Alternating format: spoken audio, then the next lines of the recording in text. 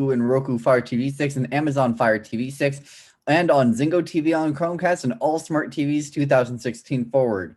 Please remember to download the Barn Burner and ZingoTV apps in their respective app stores. Both are free on both iOS and Android devices. While you're using the apps, please remember to rate and leave a comment so we know that you are enjoying them and getting the most out of your usage.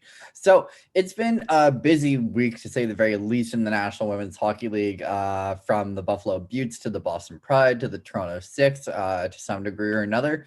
And again, there's still a long road to left to go for the National Women's Hockey League in order to get on to season 6, which again, they are optimistic will begin in January as per the timeline set in July.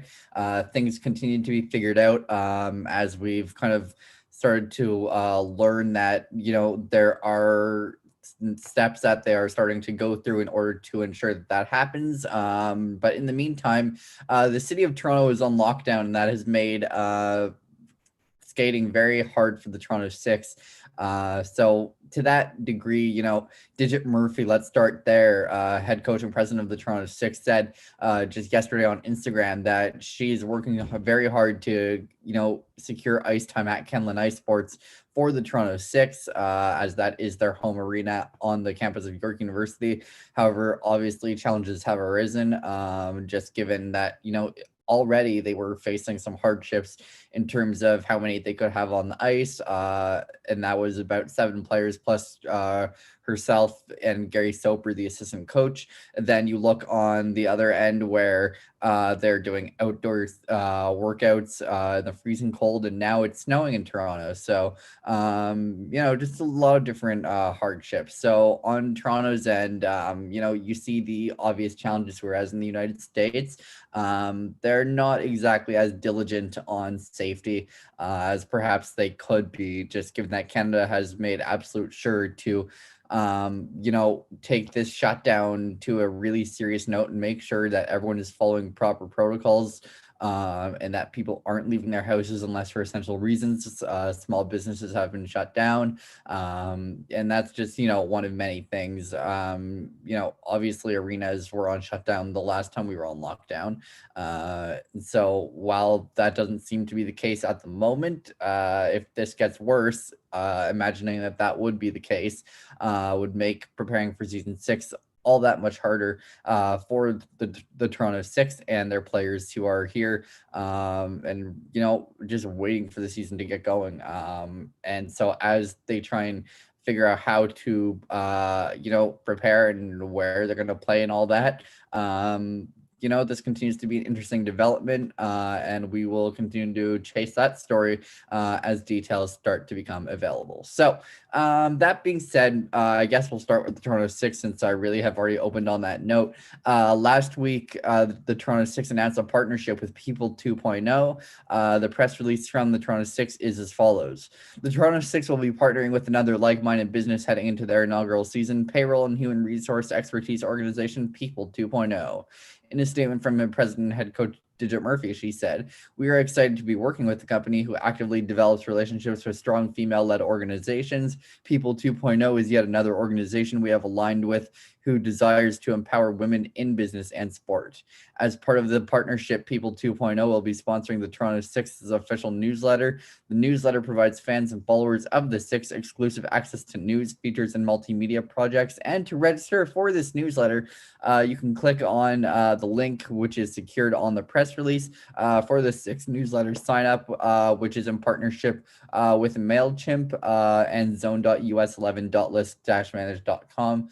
And that will bring you exclusive deals, news, and announcements about your favorite team, the Toronto Six, as it says. So, one of those newsletters has already started going out, and that just talks about, the weekly going-ons within Toronto Six Land in relation to the NWHL. So whether it be, let's say, a trade or an appearance on NWHL Open Ice, that kind of thing. Michaela Grant-Mentis was on yesterday with GamerDoc, and an email was received about that. So, that's just kind of one of the many things that you can receive. So that being said, some exciting things are ahead for the Toronto Six. They want to keep their fans engaged and informed. So It's a creative way, certainly.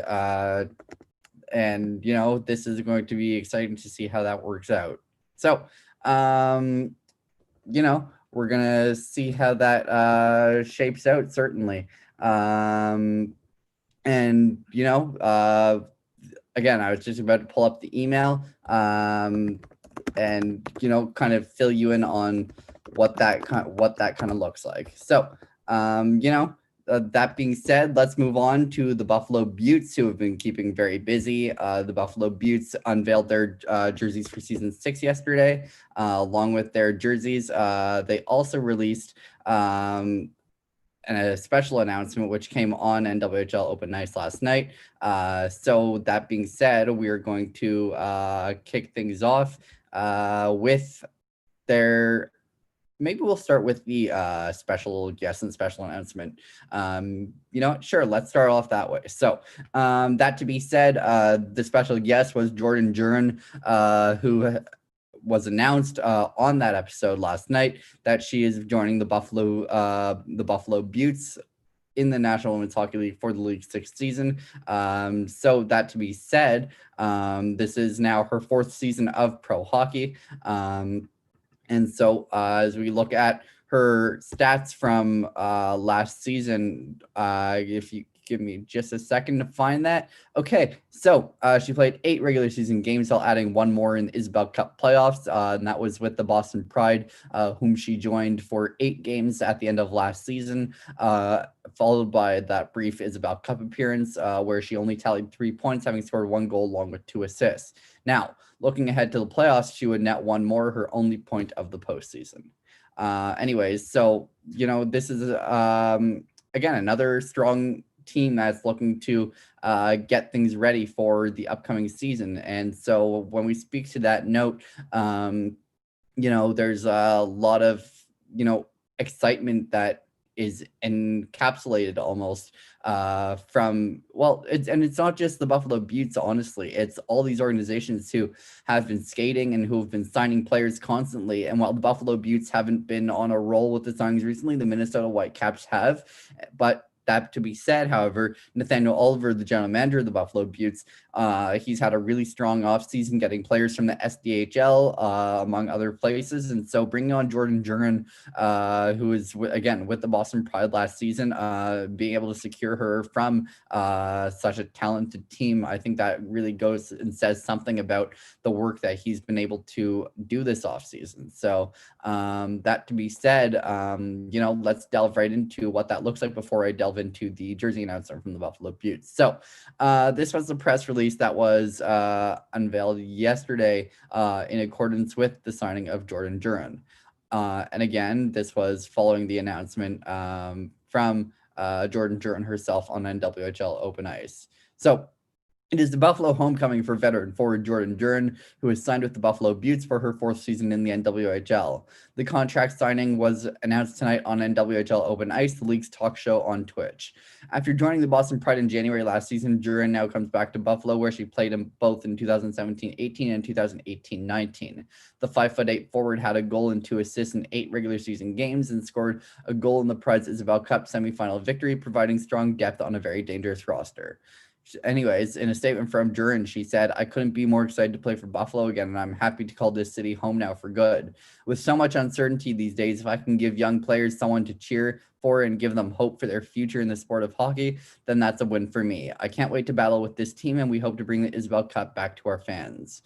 Again, Jordan Jurin played this is rather her collegiate hockey career, where she played 141 games at Boston University.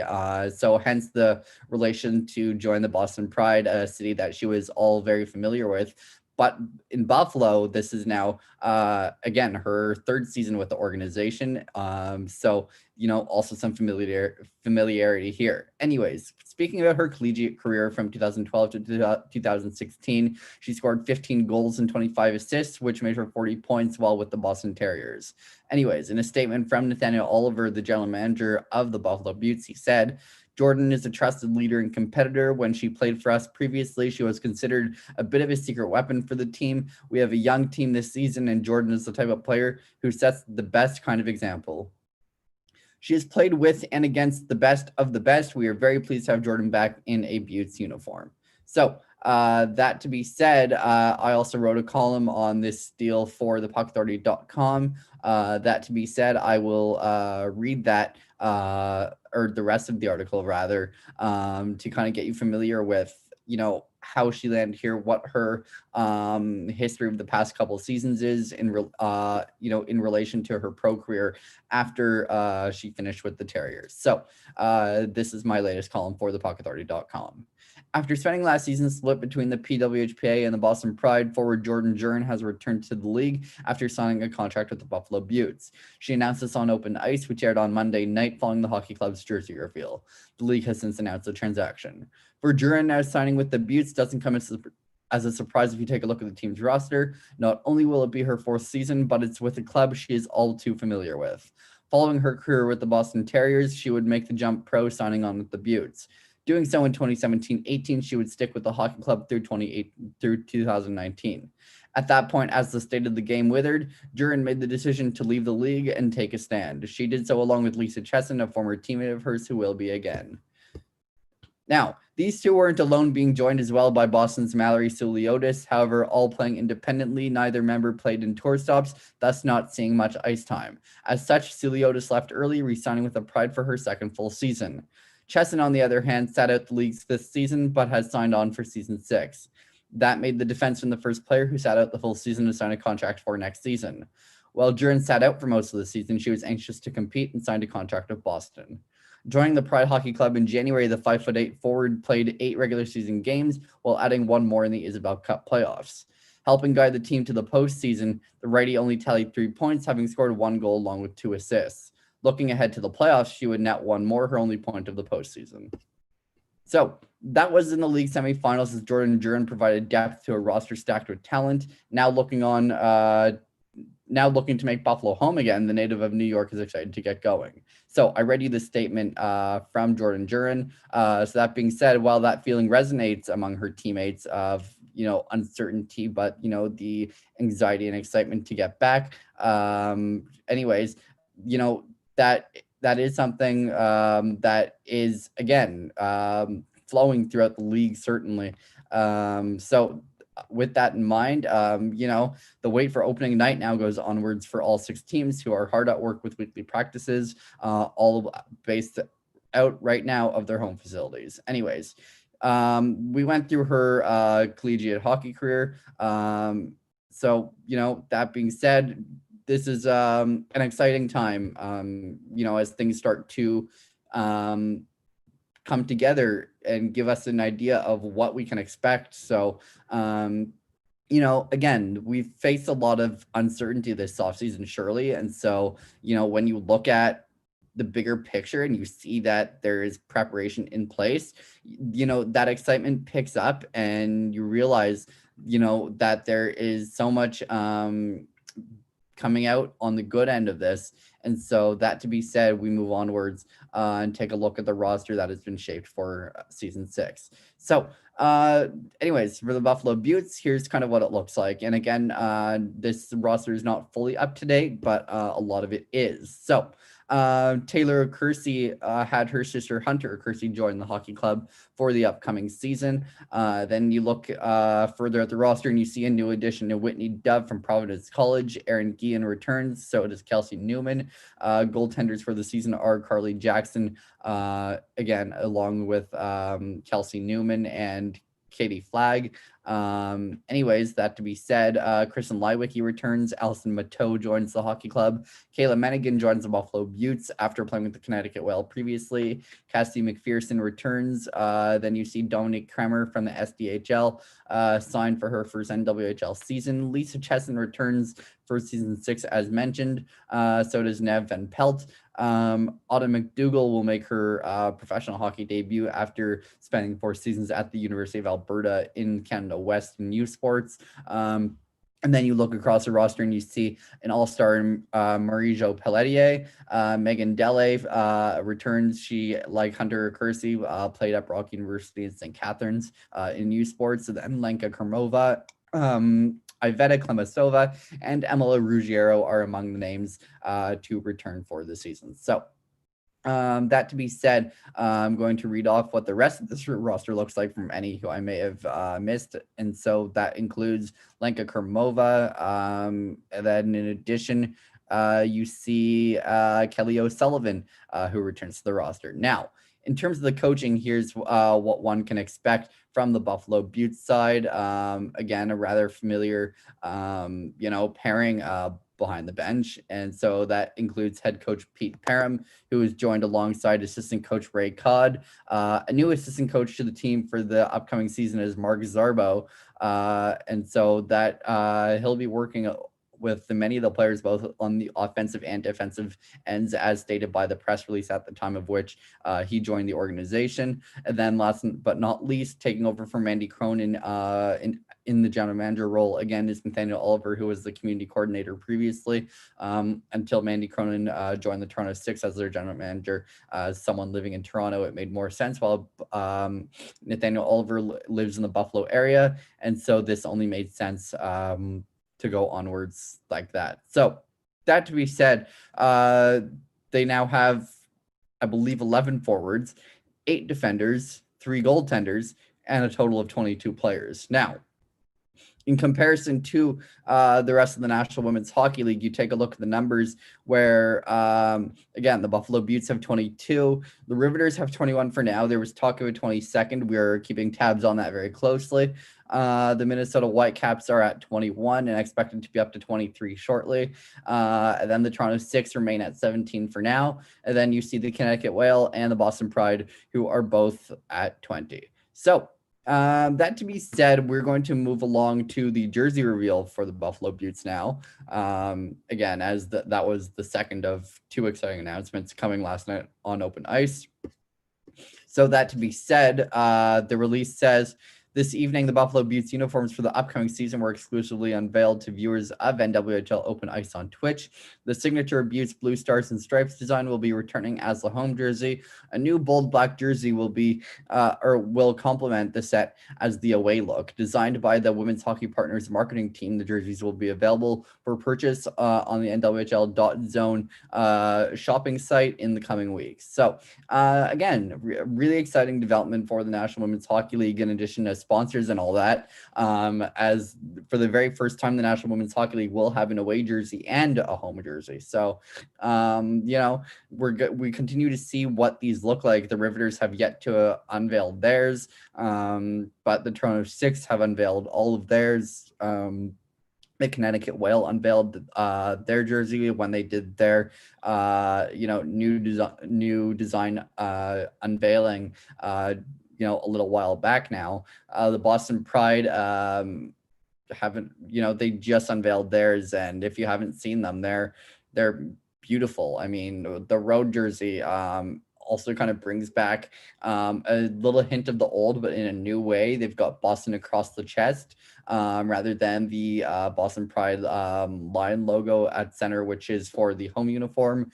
So, we continue to see this season take shape in wonderful ways, and the Minnesota Whitecaps have yet to unveil an away jersey for themselves. So, it's going to be an exciting season. If you haven't seen what the new Buffalo Buttes jerseys look like, please head over to buttes.nwhl.zone, and it is on the front page along with the press release for Jordan Jurin and her return to Buffalo. So let's move on to the Boston Pride. On November 19th, they announced a new partnership with BioWave Corporation. BioWave is a non-opioid, FDA-cleared superior chronic pain relief technology, trusted and proven by professional athletes. So BioWave is designed to go deep and block pain at the nerve. BioWave's alleviating pain technology is exactly what we need as the Boston Pride to be ready for season 6. So just to kind of bring you up to up to par with who they are in a more familiar way, BioWave, again, a smarter pain blocking technology. And so to give you a profile of what that looks like, I'm going to give a little bit of a definition. So anyways, that to be said, instead of meds, a healthy dose of proven science. Non-opioid alternative, 100% drug-free pain relief. BioWave is a safe and effective alternative to pain medication. Choose BioWave, a smarter drug-free approach. So You can also see their clinical studies when you go to biowave.com. But BioWave is used by athletes. It's used by people just like you and I. Anyway, so that to be said, elite athletes and people just like you swear by it. So BioWave again is alleviating all kinds of pain in most locations in the body, including the back, neck, shoulder, elbow, hand, knee, ankle, and foot. Trusted by professional and college sports teams for over 10 years and prescribed to over 500 professional athletes. Imagine what it can do for you. Now, if you go deep into who they are and understand that BioWave, what their background is, and kind of trusting it from the source. There's all sorts of information if you go to their disclaimers in clinical studies. Then if you go to their testimonials as well, where there have been a lot of positive results post-surgery, among other things, serious injuries. So, I'm just going to read out a few, and then maybe that'll, I guess, kind of click as to why the Boston Pride have chosen to partner with BioWave. Now, their disclaimers and testimonials are quite long, so I'm only going to read a few from the testimonials and reviews section. So, I am beyond satisfied with my BioWave unit, and it has really become an integral part of my practice, my go-to unit, if you will, particularly since I'm a manual orthopedic physical therapist. So that's one. Another one says, I've had neck issues, major pain for years, fusion surgery in 2016, no pain relief, tried everything except for opioids, which I've always refused. Nothing worked. I stumbled onto BioWave. And so continuing on, this person says, assumed it would not work either, but had nothing to lose, so I bought one. It is indisputably the best product I've ever used for pain relief, no doubt about it. The only negative is that the pads do not stick well. Anyone suffering from disc pain should own a BioWave Go. It is amazing. So anyways, I'll read a few more. Some of these, again, are longer than others. But again, I guess that's with thanks to the work that they have done with their wonderful technology. So this person said, I was skeptical at first. The VA is not wanting to give out the BioWave. I'm sure that other veterans are running into the same thing. The VA is saying that it's basically the same thing, and not true. The BioWave goes a lot deeper than the 10 units. Myself personally have noticed a good 50% drop in pain, and gives me a lot more time to spend doing things pain-free. Thanks, BioWave and Ron Steelman, for going to bat for all the veterans with a pain deterrent that works and no opioids, or at least cutting use of opioids by 50%. In my case, 100%. Opioid-free, I hereby authorize BioWave to use my testimony, and they certainly did. So you understand why the Boston Pride have, done their outreach, in addition to the NWHL's general partnership with Hyperice Technology to alleviate pain from post-game and practices, and get players in the best of shape. So I'm not going to spend a whole lot more time reading into BioWave technology, but you understand where this comes from. So BioWave technology has been proven in a clinical study to provide long-lasting pain relief for up to 24 hours for chronic lower back pain. Feeling is believing. So that is the motto they go by, and I think that that's something that a lot of their customers have gone to believe in. So anyways, if you want to get onto their ebook, you can, and kind of get to understand their products more, receive marketing emails from BioWave Corporation. So I'm pretty much done here on the BioWave end of things. Last thing I'll mention is that BioWave's high frequency technology is designed to block the pain at the source and 100% drug free. And so the way it works is it goes through the skin surface. Non-invasive pain relief pads are placed on those areas. And then the BioWave active electric field provides deep relief to that injured area. So it is safe and effective, and one 30-minute treatment has been proven to provide long-lasting pain relief. And again, these are within their testimonials from professional athletes, trainers, doctors, and again, ordinary people like you and myself. So there is a 60-day money-back guarantee, peace of mind, relief of pain. You can feel the BioWave difference for yourself, risk-free for 60 days. You'll have every reason to try it, and the NWHL looks like they're just getting started with it, in addition to their other injury technologies. So last thing I mentioned is the BioWave Go is brand new. It's a wearable, non-prescription strength, modern, intense alternative for everyone that needs effective, fast, and non-opioid chronic or acute pain relief. The same patented and proven BioWave technology and effectiveness to help people get back in the game of life with significantly less pain or your money back on it with our 60-day risk-free guarantee.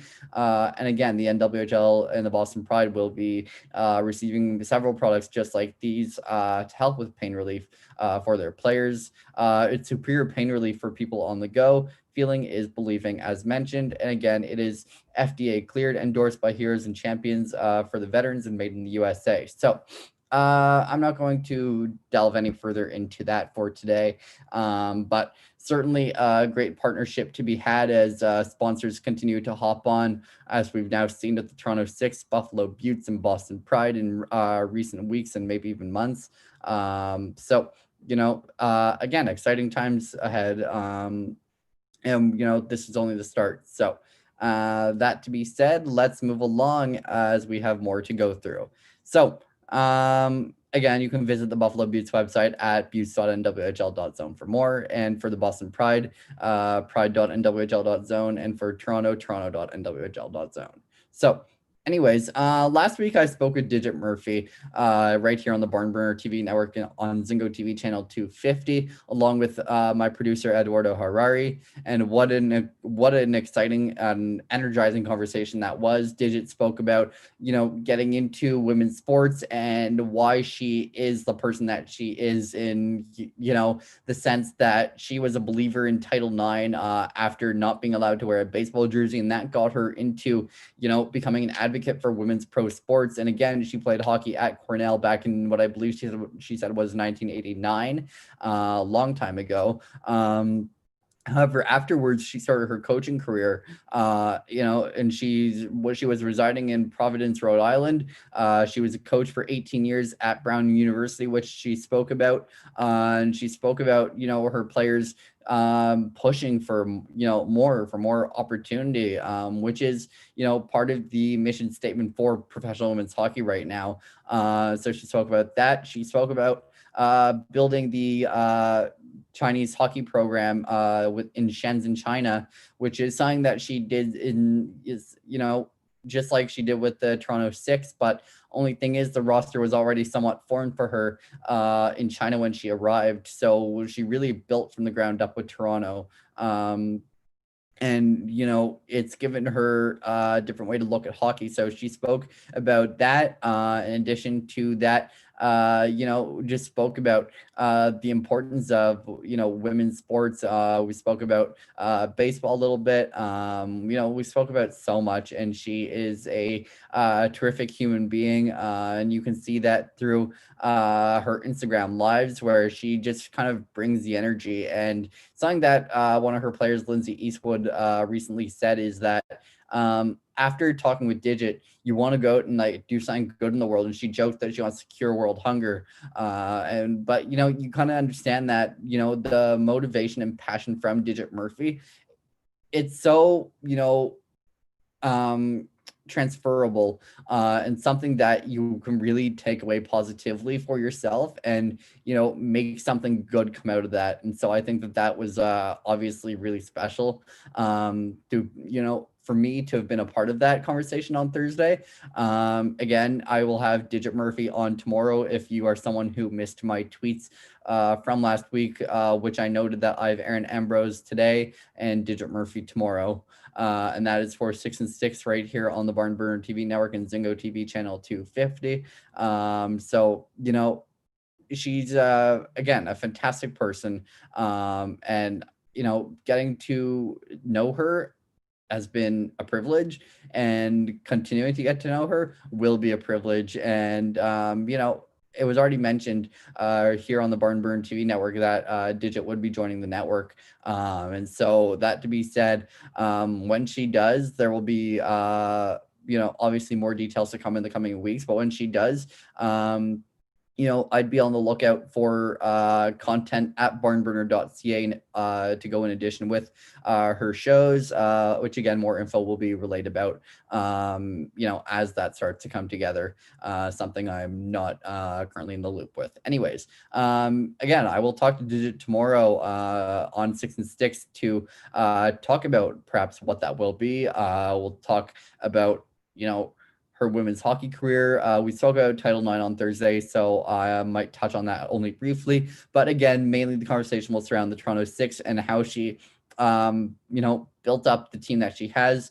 Talking about her 17 players, whom I gave my thoughts about during our conversation on Thursday.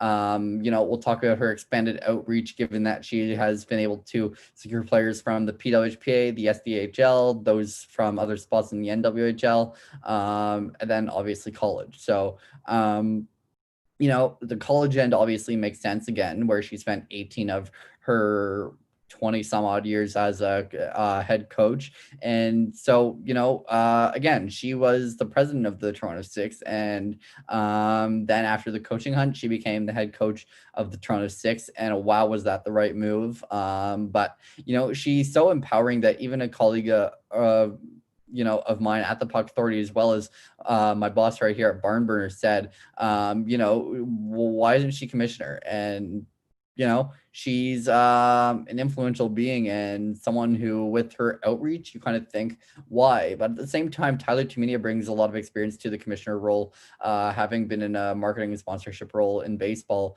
in years prior. And as chairwoman of the Toronto Six, she was set to bring something new and something that further translates, to expanding in the NWHL. And as they changed their model to a private ownership model, it seemed like she was the right woman for the job. Now, that interim tag will likely be taken off soon. However, in the case that it's not, again, it was brought to my attention, would Digit Murphy fit the role? And, we even joked with Digit Murphy, my boss apparently said to her something along the lines of, why don't you, and we'll see in the future. I'm sure it's certainly possible. Again, right now she's only the head coach for season 1. We'll see what that looks like moving forward after that, as players and staff both are on 1-year contracts per season. So I don't know. We'll see. But something to keep tabs on. All your information again for the Toronto Six. In the meantime, her hockey club here in Toronto will be in the newsletter again, which I mentioned earlier, and that actually launches in December with Digit Murphy notes she noted on Thursday evening. So again, really excited for that conversation to continue tomorrow about the pro women's game on Six and Sticks.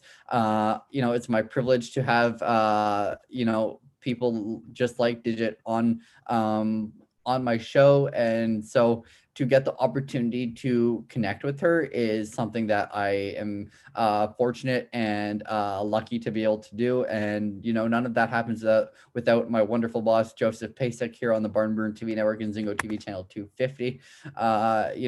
Relationships are super important. Networking is super important. And, well, that is when it comes to the sports industry. And so, that this wouldn't have been possible without him. Having Digit Murphy in this city was something I was super excited about as I look to be covering the Toronto Six in their first season. Even if it's away from home in the end, we'll continue to bring that coverage the best way we can. With her a part of the Barnburner family, maybe a weekly sit down to discuss, the game or, news as it happens, etc. So that to be said, lots, again, of exciting things starting to piece together for the National Women's Hockey League 6th season. So that being said, well, Digit Murphy is someone who I'm looking forward to having on. I did mention, I believe last week, that I sat down with Kaylee Hutchison from the Metropolitan Riveters just a little while back for a podcast, and a feature column on that is continuing to be in the works and will be released to the puckauthority.com upon its completion. And so with that being said, she spoke a lot about why she joined the NWHL. And again, she mentioned, and I mentioned this last week as well, that the Connecticut Whale were the other team showing interest in her services. And so she ended up being with the Riveters after a conversation with general manager Kate Whitman-Annis. She felt that that was the right location for her. And so, it was great to kind of get the perspective of another player from another team. And I'm going to continue to bring that, especially as we kind of start to understand more what season 6 will look like. But towards December, I'm also working to have either Madison and or Anya Packer on to talk about the growth of the league, and for Madison Packer, the growth of the Riveters and their booming success and this year's roster. I'll keep updated as I try and book that interview. Again, that will also be in podcast form on the puckauthority.com with the feature column afterwards. Again, ways to go here. And, the NWHL has certainly kept me very busy, so haven't had a lot of time to exactly attempt to book that yet. So we'll be trying to do that in the coming weeks to keep the holiday season interesting, to talk hockey in the time of which it is snowing. So at least it feels like hockey season. I mean, even if it's on Zoom rather than on the ice. So, may as well just, try and bring something different to all my viewers here for the NWHL Cooldown, right here on the Barn Burner TV network. Madison and Anya both have been impactful people within the NWHL. Madison has been around since season 1 in 2015. Anya Packer played in the CWHL, then joined the NWHL, and is now the director of the NWHLPA. So there's so many different angles to go off of for a story, and so many topics to talk about with one, if not both of them. So you can look for that at thepuckauthority.com towards the new year in 2021. Now, they're not the only ones who I'm trying to secure for an interview at this time.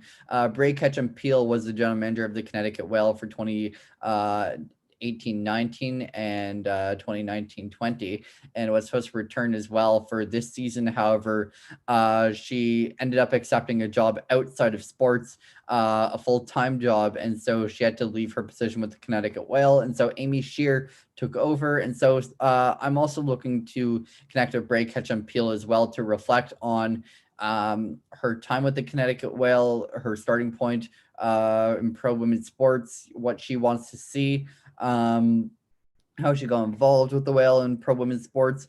And in addition to that, I want to understand the building of rosters, because she built most of this year's roster for the Connecticut Whale before she parted ways with the organization. So to get that outsider perspective is something that to me, I think is going to be really, really interesting, and something that surely Connecticut Whale fans out there, you don't want to miss. And one of those players I'm planning to talk with later on, once we have a better idea of what the season looks like, is Maggie Legou, someone who has spoken with my colleague at the Puck Authority before, Armand Klisevich. And so again, I plan on bringing you as much insight and as much intel on the going-ons in the NWHL as I possibly can, once again we have a better understanding of what this season will look like. And right now we don't know. Tyler Tumminia continues to dig around, work her magic, try and figure out what is possible. And so we're gonna be patient and wait and see what that result looks like. And again, it's been several weeks now since last I guess hearing of something at the very least going on within the front office of the league. But again, patience is key like all else, and so we'll continue to wait it out. And to that note, we'll have to wait and see what happens. So that to be said, we continue to move along with other NWHL news and notes. So that to be said, former NWHLer with the Minnesota Whitecaps, Kendall Coyne-Schofield, just yesterday was hired by the Chicago Blackhawks in player development. This was a groundbreaking day for both Kendall Coyne and women in general, along with the National Hockey League. So to that note, the next thing I want to do is read the press release, which they announced that she will be joining the organization as the organization's first ever female development coach. So again, historic day within the organization. She's a star with USA Hockey, a current member of the PWHPA, and I'm going to try and book her for next week. But until then, for PWHPA Over the Glass today, I have Aaron Ambrose, and you can listen to a conversation in which I will ask about Kendall Coyne Schofield and what she means to the PWHPA as a board member and as the star athlete that she is. So anyways, that to be said, in addition to Kendall Coyne Schofield, who is also now a youth hockey growth specialist with the team, Eric Condra has joined as a development coach, as has Juan Gonzalez as the Rockford Ice Hogs strength and conditioning coach within the team's hockey operations department. Now, as player development coaches, Coyne and Condra will assist the Rockford coaching staff in their skills development of current players while also evaluating, assessing, and scouting potential prospects. Additionally, Coyne has long served as a local community liaison for the Chicago Blackhawks organization, and she will formalize this work in her new hybrid role as youth hockey growth specialist, specifically focused on grassroots youth hockey programs and clinics, implementation of girls hockey programming, and the continued enhancement of her namesake all-girls program, Golden Coins. So again, a huge step forward for the Chicago Blackhawks organization. In a statement now from General Manager Stan Bowman, also Senior Vice President of the Chicago Blackhawks, he said, adding talented people with diverse and multifaceted backgrounds like Kendall, Eric, and Juan enhance our operations as we assess the changing landscape of hockey at all levels and continue to build a system of elite hockey. Each of the individuals brings unique experience to their position, and we are excited to welcome them to the Blackhawks family. So again, Coyne, she's kind of been around the Chicago Blackhawks in different facets. Given that even last season she was on NBC Sports for a game at United Center covering the Blackhawks. But that didn't seem to be long lasting. However, that to be said, she's looking to build a resume in different ways. And, as someone who is hungry on the women's hockey end, again, with the PWHPA, she's also hungry to do something more to advance, women in sport. And so, that was a huge move last season, which she was joined by Pierre McGuire on the bench, broadcasting that game, along with Eddie Olczyk in the booth. But this is, certainly something else that's really incredible. So, a huge step forward for women's sports. Again, there was a video that was released back on January 23rd of 2020 called As Fast as Her in partnership with the Blackhawks to get the message across of how important that, women are. And, it's just, look, women's hockey is so important, especially the state that the pro women's game is in right now. And so having Coyne as an advocate in any way, groundbreaking, historic, amazing, incredible. So that to be said, let's dig a little bit into Kendall Coyne Schofield. So Coyne is a native of Palos Heights, Illinois, and a graduate of Sandberg High School in Orlando Park, Illinois. A forward for the United States women's national ice hockey team, Coyne is a six-time world champion at the International Ice Hockey Federation Women's World Championship and has twice represented the U.S. in the Olympic Winter Games, earning a gold medal in Pyeongchang in 2018 with 2 goals and 1 assist, and a silver medal in Sochi in 2014 with 2 goals and 4 assists. As part of a 4-year collegiate playing career with Northeastern University, she led the NCAA in goals per game, points per game, shorthanded goals, and hat tricks during the 2015-16 season, earning the Patty Kazmaier Memorial Award as the top player in women's college hockey as a senior.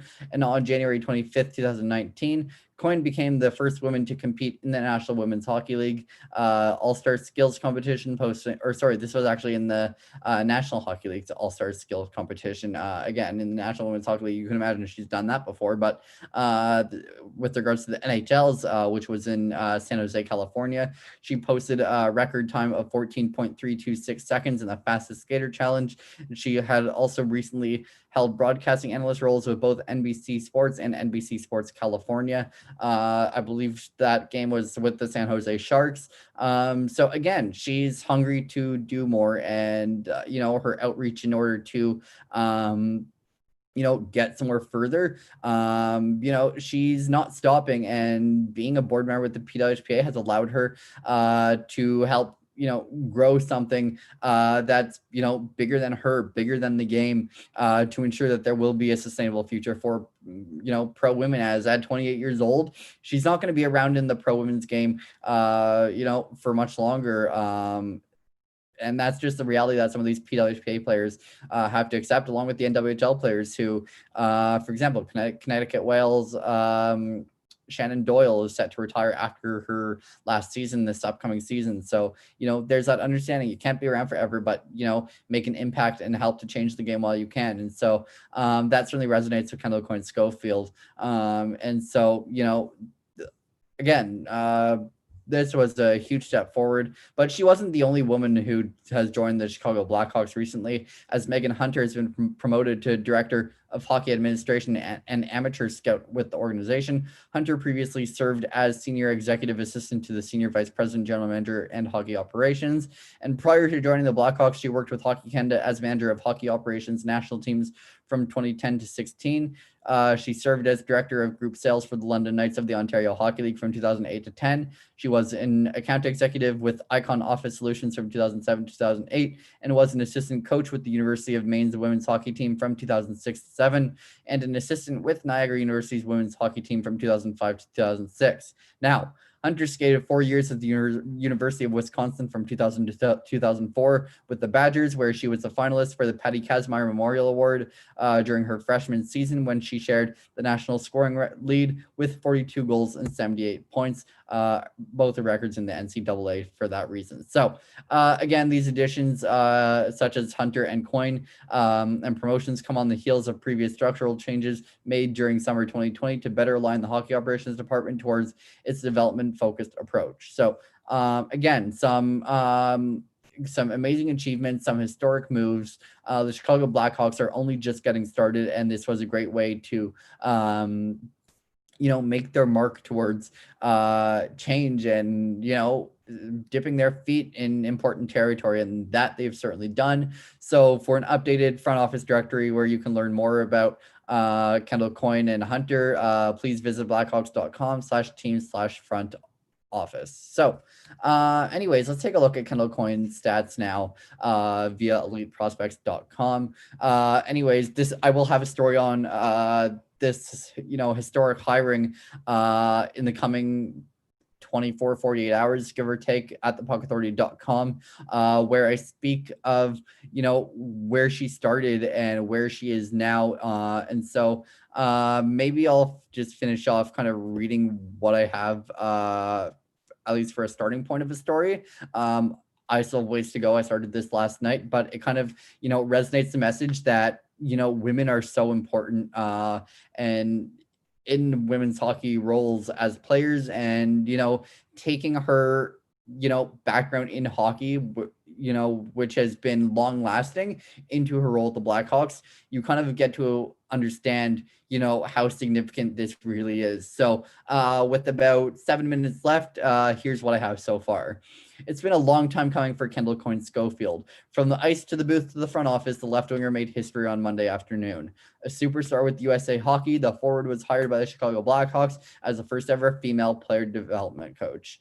Continuing to grow an impressive resume, Schofield joined Chicago's hockey ops, taking on a new challenge as the youth hockey growth specialist. From Oaklawn, Illinois, Schofield has been surrounded by hockey since she started in junior back in 2005. In 2008, she started playing with the national team, skating with USA Hockey at the U18 World Juniors. While that was only her starting point, the one-time Olympic gold medalist has only built her career since then and hasn't looked back.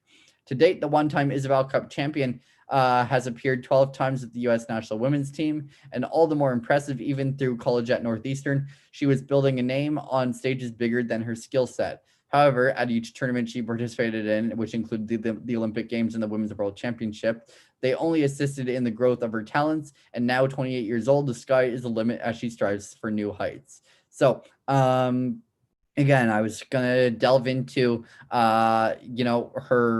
the end of her college career, in which she spent her final 2 years as captain with the Huskies hockey program. And then delve into her dip into pro hockey between the National Women's Hockey League and the National Women's Team. She was drafted by the Boston Pride in the first round, third overall, and that's kind of where I got to. So you can look for the rest of that story at thepuckauthority.com once it is, built on and developed. Again, in the next 24, 48 hours, give or take.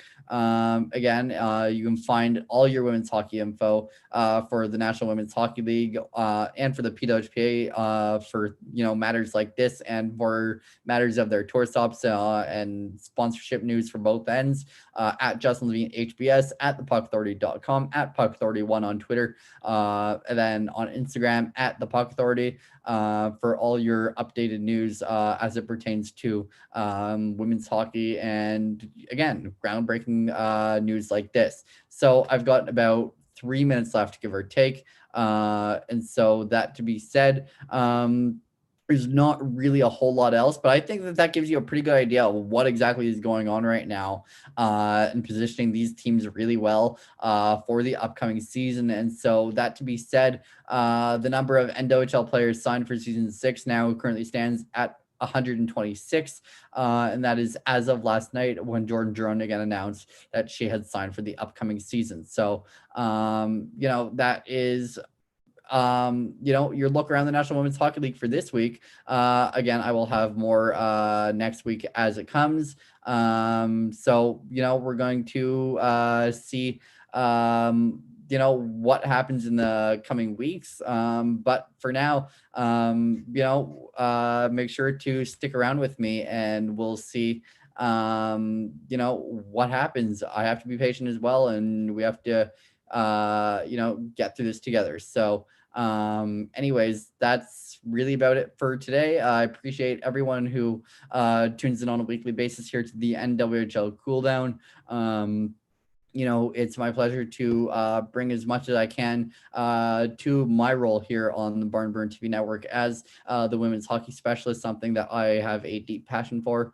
And along with people like Dan Rice, Michelle J, and Tokarski, among others, Melissa Burgess, Kristen Wellen, we're all here to do the same thing. And so if we can, get the conversation going about the pro women's game, then we've done our jobs. And it's my pleasure to be able to be a part of that and do it on a television network, get the word out to all my viewers. I think it's super important that pro women's hockey gets the publicity that it needs.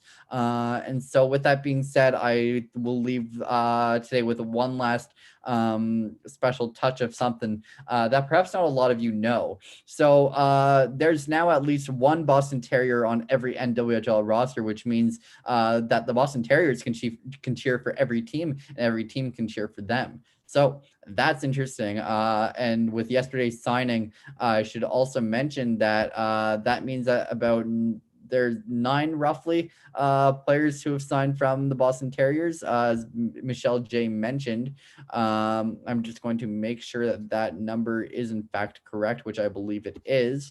So that brings the Terriers in the NWHL up to 9, and 6 of them actually played together on the 2013-14 team. One other school has 9 alumni in the NWHL, while we're on the focus of college and pro women's hockey. Quinnipiac has 8, UNH has 7, Northeastern has 6, and Maine and Yale each have 5. Now, this is all from data collected from Mike Murphy, who is the head of H.E.R Hockey Counts, who is also a contributor and deputy managing editor at theicegarden.com. So again, that's all data collected to make sure that the history of women's hockey does not go unmarked or unnoticed. Again, some great stuff, and we'll certainly be in for more in the coming week. Next week, I will try and have on Jordan Jurin, or else I will try and get a sit down with Dan Rice to kind of recap where we are in the off season. So that does it for me on this episode of the NWHL Cooldown. You know where to find me on social media. And just make sure you're following along with the NWHL at NWHL, and with all their respective teams on Twitter, as you know, they start to slowly tee up what they're going to look like in addition to signings. But other than that does it for me. Make sure you're following along as well with nwhl.zone. So from the NWHL Cooldown, my name is Justin Levine, signing off.